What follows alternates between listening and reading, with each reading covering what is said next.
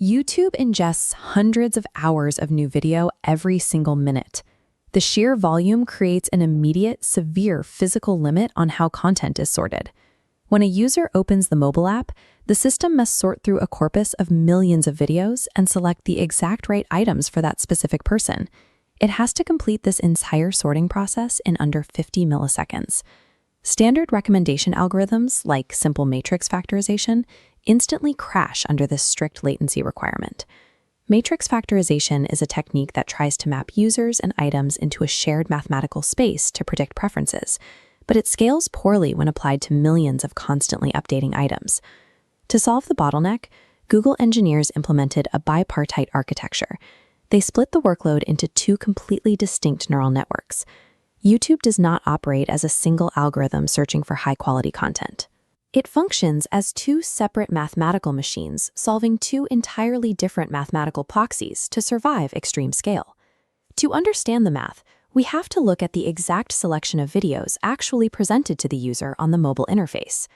Every single thumbnail on this screen is the ultimate survivor of both the candidate generation and the precise ranking pipeline stages. A common misconception among creators is that the algorithm acts as a qualitative gatekeeper, judging the artistic merit or production value of their work. The system is entirely blind to art. It only processes implicit behavioral feedback signals. Implicit feedback relies on user actions, like clicks and total watch time, rather than explicit survey responses or thumbs-up ratings. Understanding YouTube requires abandoning subjective definitions of what makes a video good. Success relies on learning how deep neural networks mathematically weight behavioral data. The first network is the candidate generation phase. Its primary operational goal is high recall. Recall is a metric defined by the system's ability to grab any potentially relevant video from the total corpus, regardless of strict precision. The network handles this through extreme multi-class classification.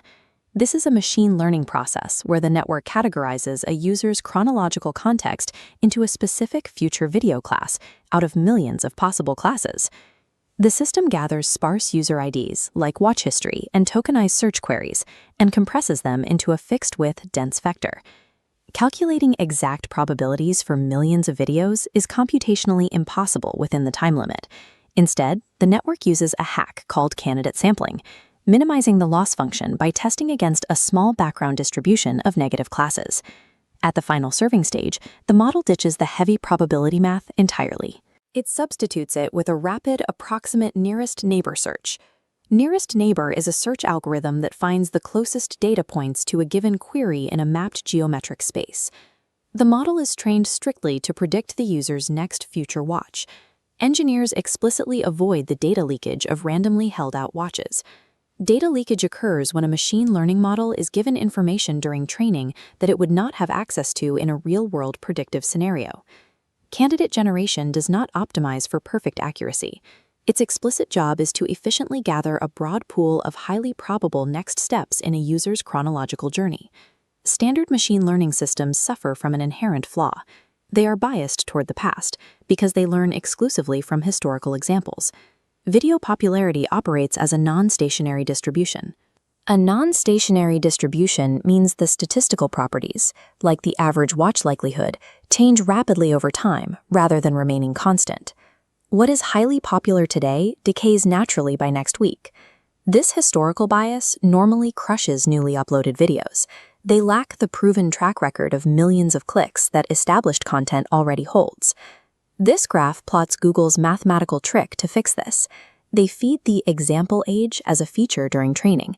This allows the model to map exactly how popularity decays over the training window. At serving time, the algorithm is deliberately deceived. By hard-coding the example age feature to 0, the network calculates the predicted popularity probability at its absolute maximum peak. Empirical data from creators shows how this operates in practice. This zero-age trick powers the platform's rapid testing phase, immediately surfacing brand-new uploads to a creator's core audience.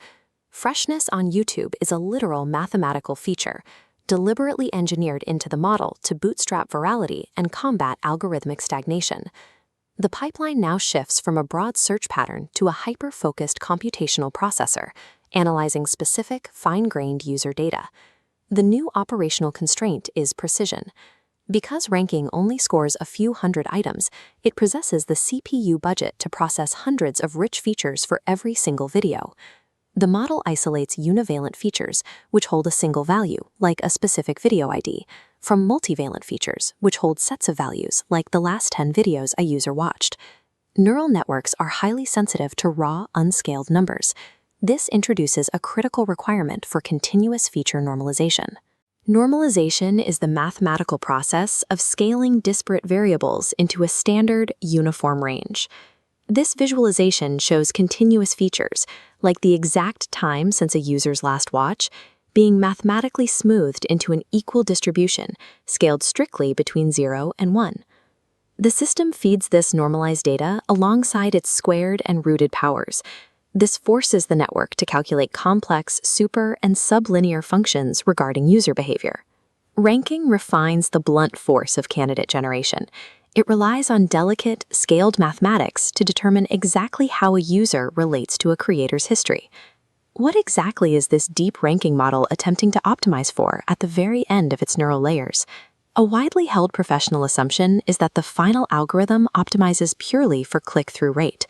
Click-through rate, or CTR, is the percentage of people who click on a video after seeing its thumbnail. CTR optimization contains a fatal flaw. It heavily promotes deceptive thumbnails and low-quality clickbait that users abandon after a few seconds of playback. This chart plots the true objective function, predicting expected watch time using a customized weighted logistic regression.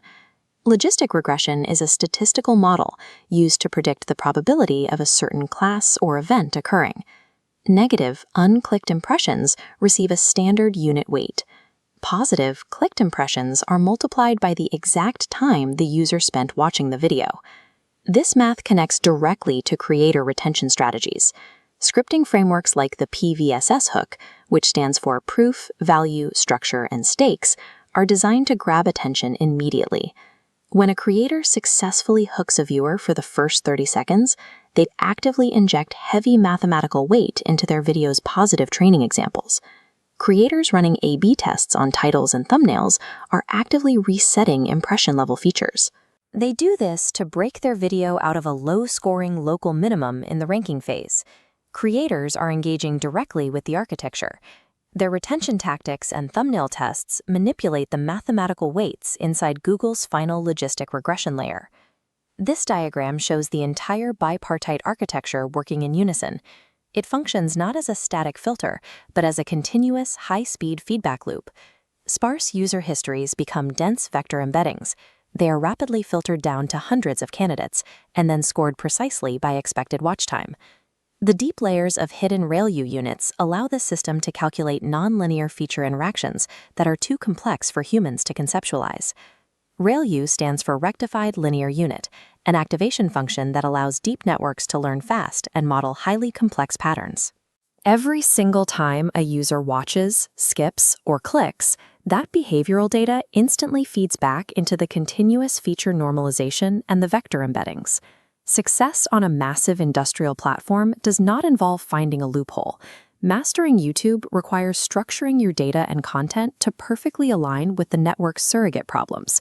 You have to predict the user's chronological next step and fulfill the mathematical promise of expected watch time.